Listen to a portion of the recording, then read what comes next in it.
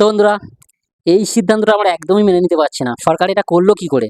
আমাদের সময় যে সরকার ছিল, হ্যাঁ, খাওয়া-দাওয়া, আমরা শুধু খাওয়ার জন্য স্কুলে যেতাম।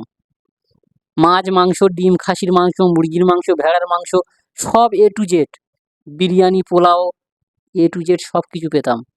এমনকি ১ গ্লাস করে দুধও দিত খাওয়া-দাওয়ার পরে। হুঁ, আমার এখনো মনে আছে, সকালে কিছুই খেতাম না। খাওয়া-দাওয়ার পরে স্কুলে বাড়িতে এসে কিছু খেতাম না সারারাত। সকালে তার পরের দিন টিফিন করতাম না। স্কুলের অপেক্ষায় আমরা চাতক পাখির মতো বসে থাকতাম যে কখন স্কুল খুলবে আর আমরা গিয়ে গোগ্রাসে গিলবো।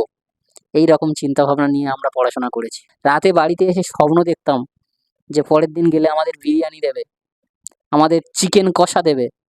হুঁ, এখনকার বাচ্চারা কোথায় পাবে সেইসব দিন? আমার এখনো মনে আছে, কাঞ্চন মল্লিক আমাদের থেকে সিনিয়র ছিল।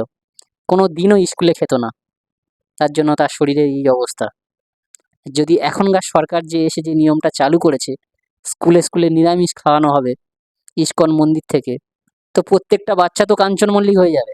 তাহলে আগামী প্রজন্ম বর্ডারে কারা পাহারা দেবে? কাঞ্চন মল্লিকরা? এখনকার বাচ্চাদের বাড়িতে বাচ্চাদের যে গার্জেন্ট, ওরা তো শুধু ওই স্কুলের খাবারের উপর নির্ভরশীল। স্কুলের খাওয়া থেকে তো ওদের শরীরে প্রোটিন যোগায়, ওদের শরীরে পুষ্টি আসে। আর সেইটাই যদি নিরামিষ হয়ে যায়, তাহলে কোথা থেকে পাবে ওরা? ওদের ব্রেনের ডেভেলপমেন্ট কোথা থেকে হবে? আর ওইরকম খাওয়া দিলে পড়াশোনায় মন বসবে বাচ্চাদের?